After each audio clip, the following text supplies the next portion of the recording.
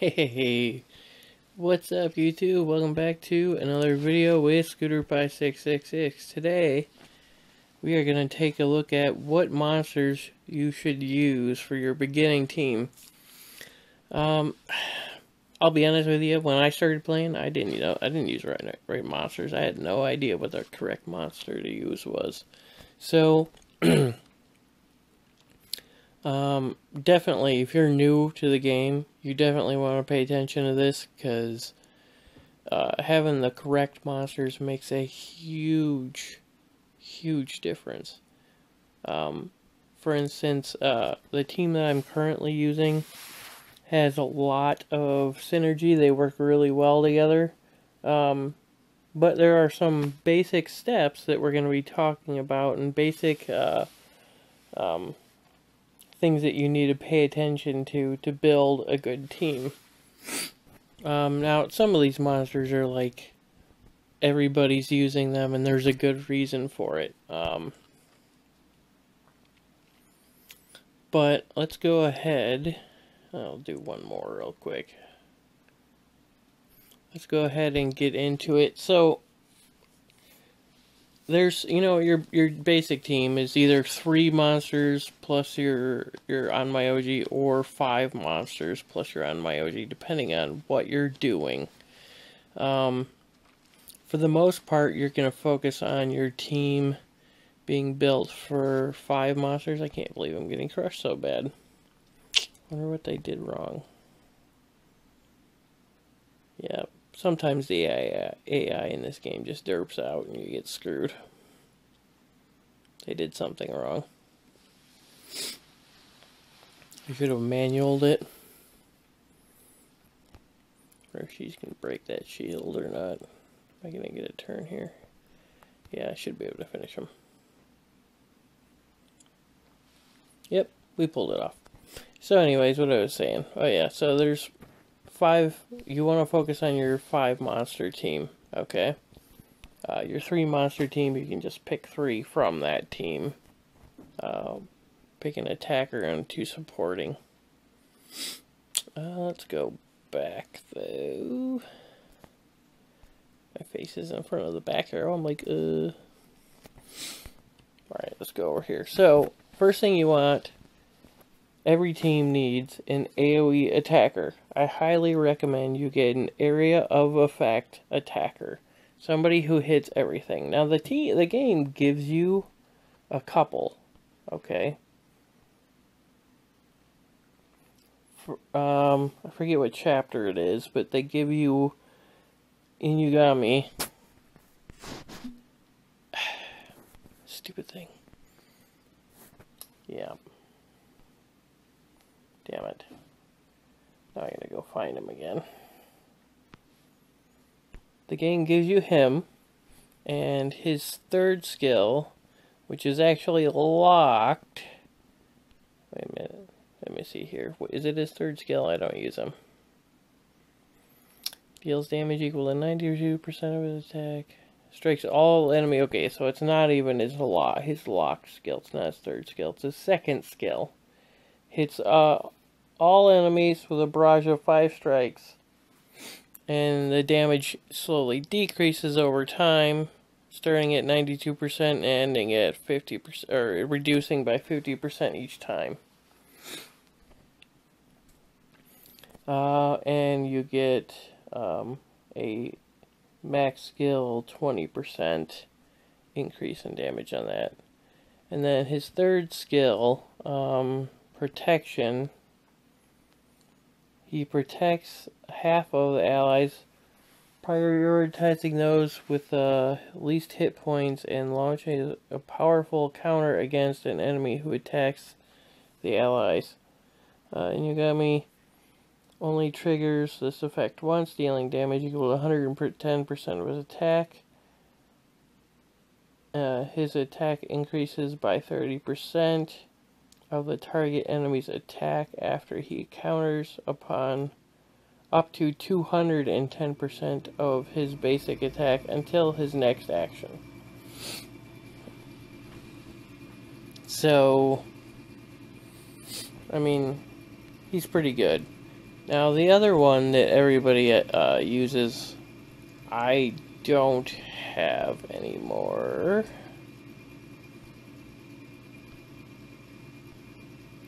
Yep, I don't have her anymore. So let's go over here to collection. Let's see. I had her, but I did something stupid and fed her. Ubume, whatever. So she has inflicts 3 harsh attacks on all enemies. Each attack deals damage equal to 33% of her attack, and a final attack deals damage to on whichever target you selected deals damage equal to 88% of her attack. She's really good, and a lot of people use her because she hits really hard. And she gets, for her evolution, she gets 10% bonus damage, if I remember correctly. From the SSRs, if you happen to pull Otengo, or however you say it, Utengu, yeah, he hits really hard. I like him a lot. He's a little bit harder to build, but I like him a lot. I just pulled this guy a while back too from the 100 pack. He's not really AoE. Yeah, he's a single target. This guy though, if you pull him, he's awesome. You can definitely use him. He hits hard as hell.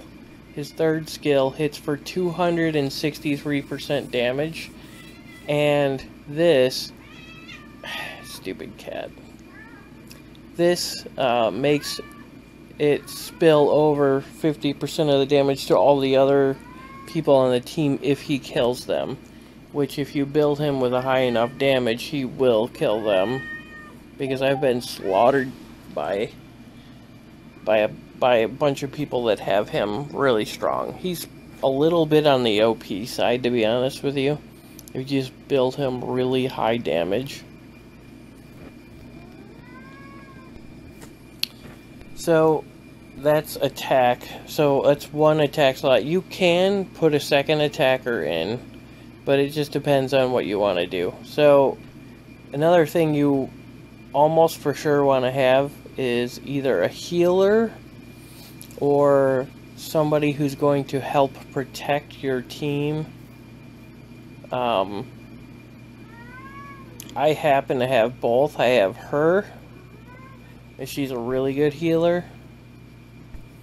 She looks like that to start. But she has an area of effect healer, and it's based on her attack power. And she area effect heals, and they also get a 22% heal on the next 2 turns. And she heals herself every time she attacks by 15% of her attack.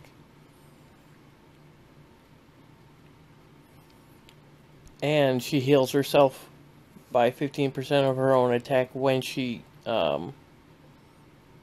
gets attacked also. So that makes her harder to kill. So if you just give her a lot of hit points and a lot of attack, it's a pretty simple build. That's all you really need to do with her. As far as Samurai X goes, he's a really good defensive monster, especially if you put Soul's Edge on him. 50% chance of reducing an ally's damage received. That goes really well with his ability to defend his team members. Just based on him having high hit points and high defense. I mean, like I don't even have these souls like leveled up at all. And he does fine. I do need to level the souls up though, because he'll be like insanely hard to kill later. Let's see, I had her in there, but I don't anymore. So then, okay, Yamashugi, I don't know, I can't pronounce her name. Almost everybody should have her, okay? You should definitely build her. And the reason is because, so I was building him, because he's a super rare, so I was like, oh yeah, he's a super rare, and he has, like, speed abilities, because he, like, grants 20% chance of clearing the enemy's move bar, and 20% chance plus effect hit of confusing. Yeah, that works great, you know, if you get his effect hit up really high, that can be a pretty, problem causing for the enemy. And then he can speed up any one enemy or one ally and give all the rest of them plus 8 speed. And then it goes up if you do it. But the problem is the game's AI doesn't do the right skills for him. The game's AI just sucks. They need to work on his AI. Her, on the other hand, her second skill is Bunny Dance, and it increases the move bar of all allies by 30%, and increasing both their and her attack by 10% for 2 turns. And when you skill it up, it goes up to 15 and 20% attack. And that's what her AI prefers to use first. This ring toss, I don't know, it's okay.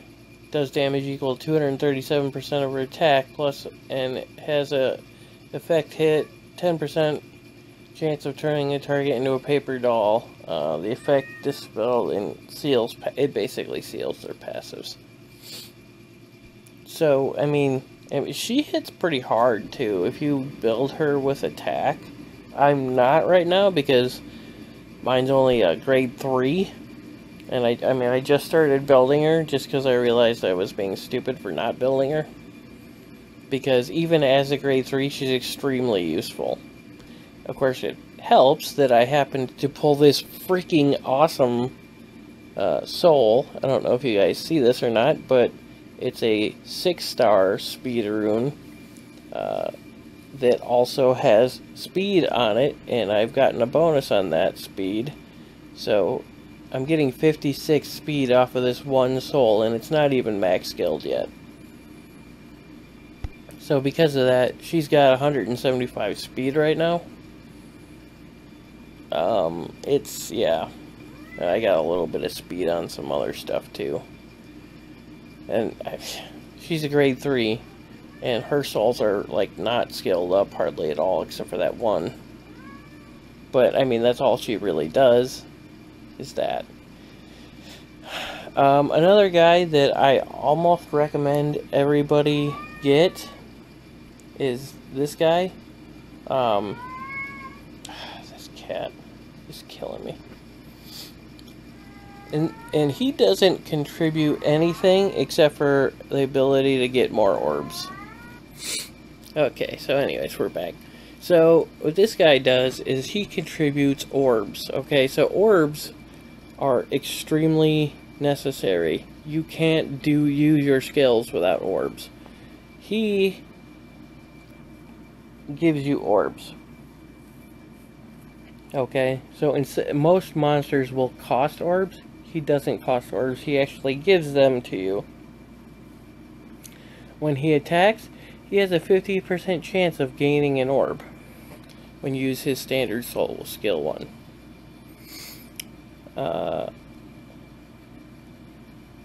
He uses good luck at the start of battle, gains an extra orb. If that's the locked skill. So you get an extra orb once you have him evoed. And then this is the other big one. He sacrifices 30% of his hit points to gain 2 extra orbs. So, I mean, it's really, like, seriously, you need orbs as much as possible. Now, I mean, there are some souls that can do things like Azure Basin grants 3 extra orbs at the start of battle. And I think she's got the Fortune Cat 50% chance of getting 2 extra orbs at the start of her turn. With her having that high speed, that's definitely a good place to put that, because that means more orbs. So, I mean, that's like a pretty standard team. She's a rare monster, only a rare, and he's only a rare. They're easy to get. You pull them all the time. You can pull them with broken amulets, okay? Seriously. These two monsters you should definitely focus on getting, because almost everybody's using them, and there's a really good reason for it, okay? Other stuff you can use, yeah, she's a healer. You could use her for a healer. You know what? Let me switch over to my alt account. Oh, you know what? Vampira, you could use her as a second attacker if you didn't want to have a defense monster in. You could take in and just keep a healer. You could put her in. One of the nice things about her is that her first skill does 120% attack, costs 0 orbs, and you can scale that up to 130, 40, 145% of her attack, and it costs 10% of her hit points, but 145% of her attack on a skill 1 with no orbs, I mean, that's great. And then this increases her damage by 4% for each 1% of her hit points lost. So if she loses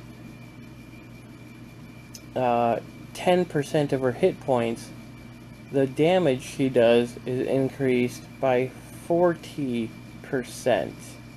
Okay? She loses 20% of her hit points, the damage is boosted by 80%. Okay? You see where I'm going with this? She gets halfway down in life, she starts hitting really hard with skill 1. Okay? That's why she's so valuable. She hits hard AF. Okay?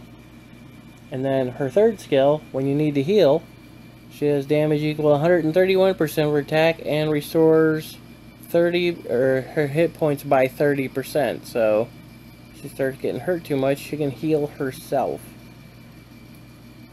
This SR, built properly and with the correct souls, could almost hold her own because of how brutal she is.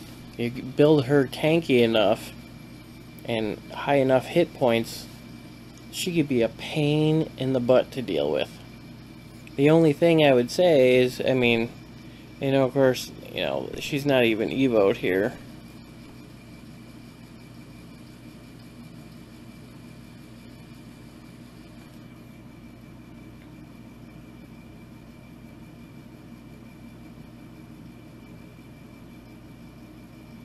Oh, and then a skill improvement on that last skill. They also lose 5% of their hit points for the next 2 turns, so it's like a continuous damage. So, I mean, you could have her as a second attacker. A lot of people have a second attacker. They go with 2 area of effect hitters or 1 area of effect hitter and a single target. She's definitely a viable option. I like her a lot.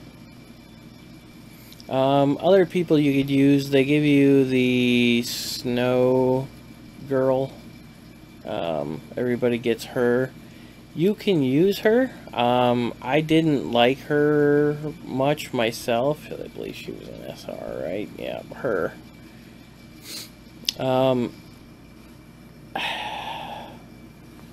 With what she don't focus. If you play her, it's fine. She's very useful.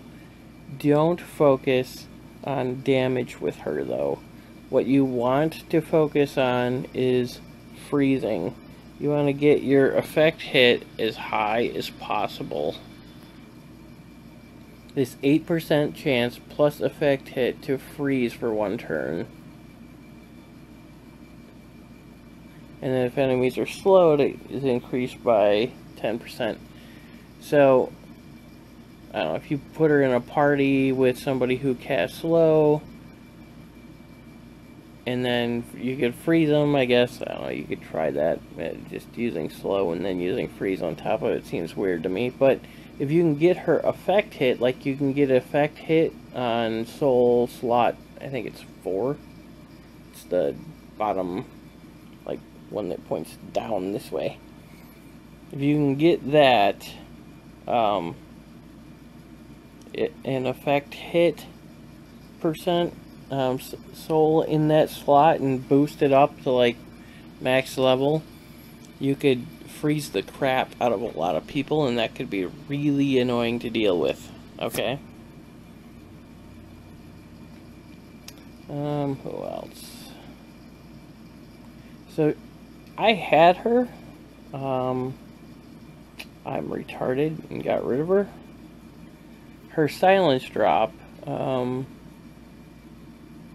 deals damage equal to 211% of her attack and has a 90% chance plus effect hit of inflicting silence on a target for 2 turns.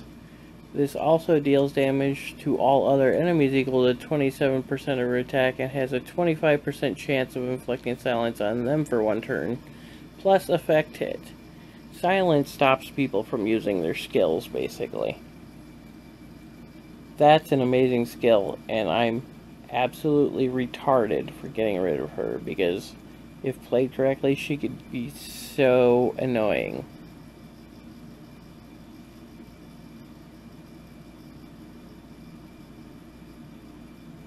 Because she silences the crap out of people.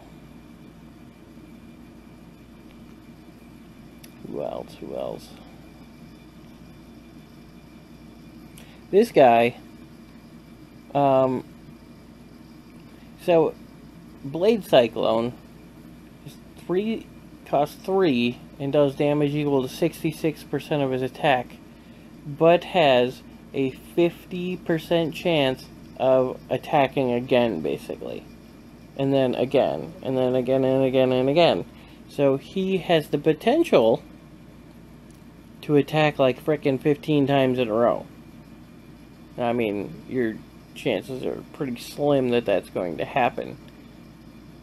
But he can hit hard as hell without even having a high attack. I mean, you're going to want to have him with a high attack, but he can hit somebody like 10 times in a row and end up doing 660% of his attack. You know, or he could only hit once and only do 66%. It's, you know, craziness, right? But he definitely hits hard. So, you definitely want to have an attacker. So let's go back to it. You want to have an attacker, right? Oh, I know it. Let's go over to... This is where we'll look at it. We'll go to the guild realm defense. Okay, so you want to have an attacker, like I happen to have him. You want to have a support, somebody who buffs your speed is highly recommended, like the frog girl here. And I did not mean to take her off. You can put in an orb guy like this, although you could actually maybe even sub that for the vampire girl. Oops.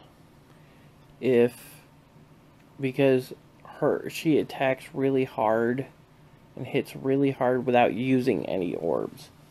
Okay, so that's one major benefit of her. If you just put in, give people like Fortune Cat and Azure Basin to get yourself some orbs the other way, and then having somebody that doesn't need to use orbs and still hits hard, it's really beneficial. Even though she's a single target, she can hit so hard, it's crazy. And then a healer, or possibly a reviver. I'm sure hang on. You know, there is a reviver too, and I wanted to talk about her, and I can't remember if she's a rare. She's a rare. I think this is her, right?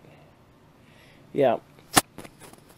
So her third skill costs 3. She sacrifices herself to revive all KO'd allies, restoring their hit points by 30% of her max hit points.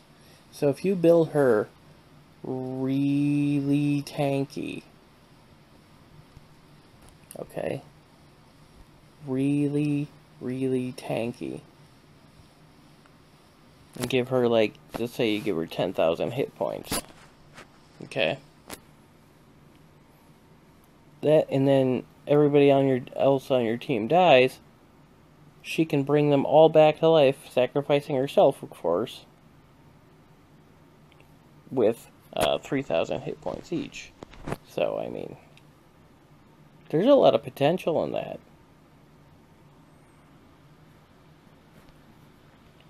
Her other skills are eh.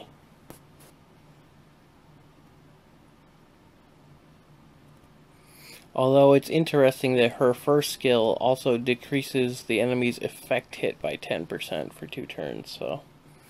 And then the similar monster is her, but she's a healer. She sacrifices 30% of her hit points to restore the hit points of another ally by 10% of her max hit points. The healing effect also affects her when her hit points drop below 30%. Which is weird. She's okay. But I would recommend her sister over her. She's probably good. Her, I would say you could find a better healer. But you need attacker and support monsters. So pick out your support team and put the frog girl in your team. Like, seriously, put the frog girl on your team. And put speed on slot 2. Like, seriously. Yeah, slot 4 is the one I was talking about for effect hit. I don't know if I have any effect hits. Yeah, see, effect hit, that's what you want. That's only for slot 4. And you definitely, seriously, you guys are not listening to me. You're killing me. You need to put effect hit. What the hell was I talking about? Killing me. On the snow girl if you use her. Okay. So, supporting monsters need to either heal, defend, keep your team safe, or they need to cause serious issues for the enemy, like status effects. Okay? So, anyways, that is all I have for today. You guys make sure you take it easy. If you liked the video, please make sure you hit that like button. If you didn't, then you know what button to hit. But also, if you have not subscribed, please subscribe. I seriously need more subscribers, because after February 20th, I won't be able to monetize anymore until I get up over 1,000 subscribers, and I'm not even at 100 yet. Seriously, subscribe to the video, please. Please, I will keep giving you content, I promise you. Also, if you have any comments or anything you want to say, or any things you want to see a topic on, please leave a comment down at the bottom, okay? Seriously. Alright, you guys take it easy.